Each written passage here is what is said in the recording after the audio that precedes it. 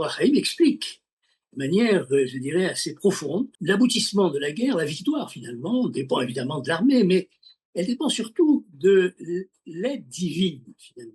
C'est ce qui fait qu'une armée est victorieuse, ou même si elle est très puissante, si cette aide divine n'arrive pas, eh ben, l'armée connaît des échecs. Cette aide divine-là, nous dit le Or Haïm, elle dépend, en ce qui concerne Israël, de l'unité du peuple d'Israël. Elle dépend du clan Israël. Elle dépend de la solidarité de l'ensemble. C'est cette solidarité de l'ensemble qui crée suffisamment de mérite et qui permet d'obtenir de manière beaucoup plus forte, beaucoup plus efficace, l'aide divine. Eh bien, nous avons le plaisir d'être en ligne avec David Saada. David, bonjour, Boker Tov. Boker Tov. Merci d'être avec nous ce matin. Eh bien, on y arrive. On arrive à la fin du livre de Bemidbar, qui est de facto, on va dire, la fin de l'histoire de la Torah, puisque le Chumash de Devarim, c'est une répétition, hein, Mishneh Torah, c'est une répétition, on va dire, de la Torah, le discours, le fameux discours, on aura l'occasion d'en reparler au cours des prochaines semaines, le discours de Moshe Rabbeinu. Mais là, on se trouve à la fin, on va dire, des pérégrinations du Ham Israël, avec des contacts, des guerres avec, contre les Midianim également, mais aussi donc la nécessité pour le peuple de combattre, et on s'approche d'un mode de combat qui va être moins miraculeux qu'il ne l'était jusqu'à présent, on va dire plus normatif, on va dire, avec Yehoshua qui va partir vers la conquête de la terre d'Israël. Et justement, autour de cette mobilisation des forces vives du peuple d'Israël, des Bnei Israël dans le désert, aux portes d'Israël, eh bien, on voit cette fameuse phrase qui est destinée aux 2 tribus et demie des Bnei Israël qui veulent rester de l'autre côté, hein, du Jourdain, et qui voudraient cultiver, trouver la terre de pâturage la plus adéquate pour leur troupeau, et qui disent, eh bien, nous, on voudrait rester sur place. Et Moshe Rabbeinu dit cette phrase, mais comment vos frères continueraient à combattre dans la conquête d'Israël et vous resteriez ici? Et cette phrase, c'est vraiment, elle nous met dans l'actualité de ces derniers mois, autour juste du grand débat sur la position du monde orthodoxe concernant l'armée, parce que, eh bien, c'est le message que beaucoup des milliers d'Israéliens, en particulier dans le sionisme religieux, où on étudie la Torah, eh bien, on fait passer ce message, à savoir, comment est-il possible qu'une partie du peuple, eh bien, se dissocie de l'autre, bien, même si, dans l'histoire, et vous allez tout nous le dire, dans l'histoire, eh bien, les 2 tribus et demie, eh bien, vont combattre aux côtés des enfants d'Israël.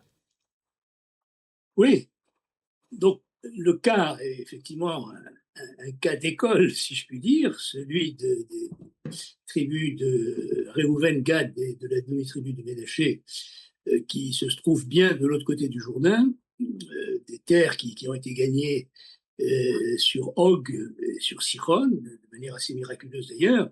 Mais maintenant, comme vous l'avez dit, l'armée d'Israël doit entrer en Canaan et conquérir la terre.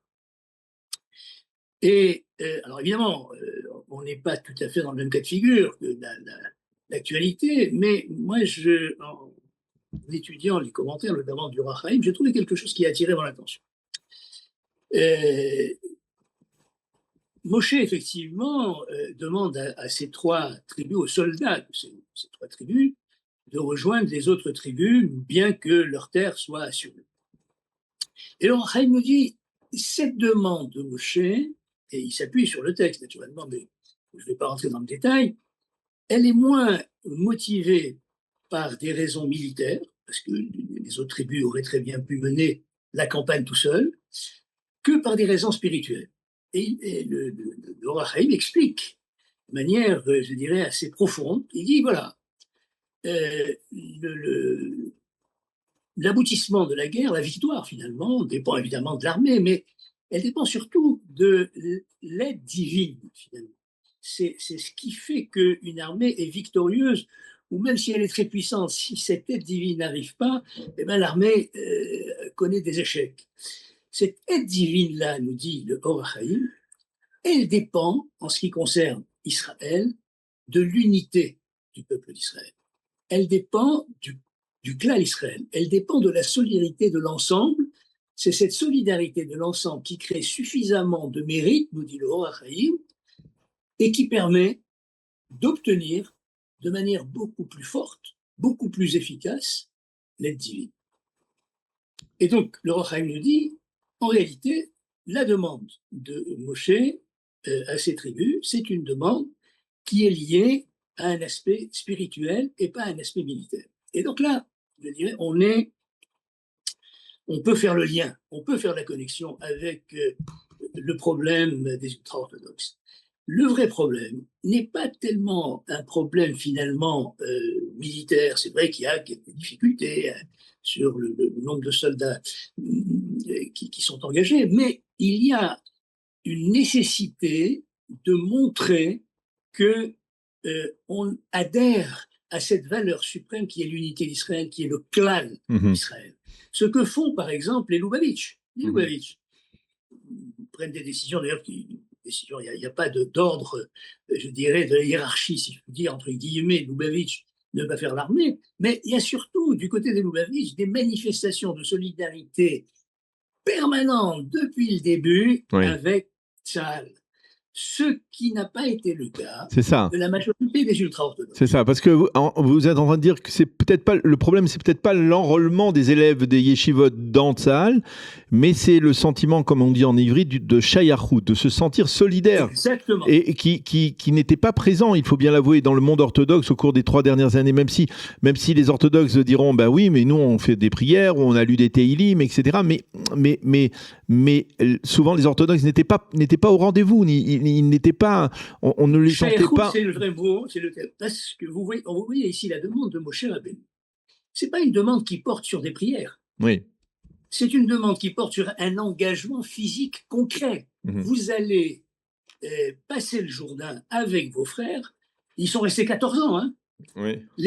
Les soldats de ces 3 tribus sont restés le temps qu'il a fallu à Yehoshua de conquérir la terre d'Israël. Ils sont rentrés de l'autre côté du Jourdain 14 ans après. Oui. Donc ce qu'a demandé Moshe, c'est un engagement concret. Évidemment, il y a les prières, mais tout le monde prie. C'est-à-dire, même ceux qui sont engagés, ils prient, et leurs prières, en principe, sont encore plus entendues que ceux qui sont loin.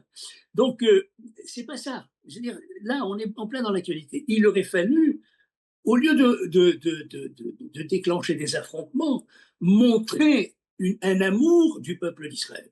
Et je pense que les choses seraient passées différemment.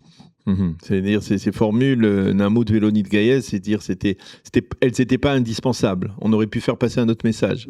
Non, je pense que c'est une mauvaise stratégie. Je pense que c'était une erreur. Je suis désolé, je pense que c'était une erreur. Il fallait avoir une stratégie très proche de celle des Lubavitch. C'est-à-dire de n'avoir aucune réserve voilà. Et une empathie. De la solidarité. Voilà. Une empathie naturelle, on va dire, qu'il aurait dû être. Une empathie de dire, voilà, ben on est là, on aide des soldats, on est là, on leur apporte un certain nombre de choses, on leur apporte les tefilines, on leur apporte des livres de prière, pourquoi pas, mais on est avec eux. Voilà. Alors, c'est avec, je dirais, un engagement il aurait pu être négocié. C'est pas forcément un engagement dans le combat, ça peut être un engagement dans des aides diverses dans la périphérie de Tzahal. Enfin, je ne sais pas. Mais en tout cas, je pense que cet épisode-là nous permet d'avoir une réflexion sur ce qui s'est passé, ce qui continue de se passer, qui est très, très dommage dans l'affrontement du monde ultra-orthodoxe avec le reste du peuple d'Israël.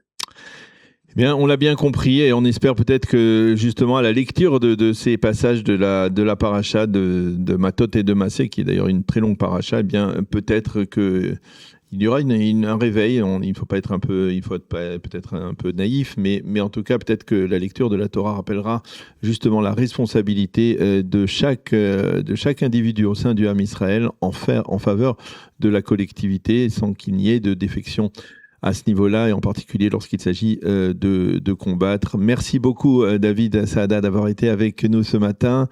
Bonne continuation. Shabbat Shalom, à bientôt. Shabbat Shalom, à bientôt.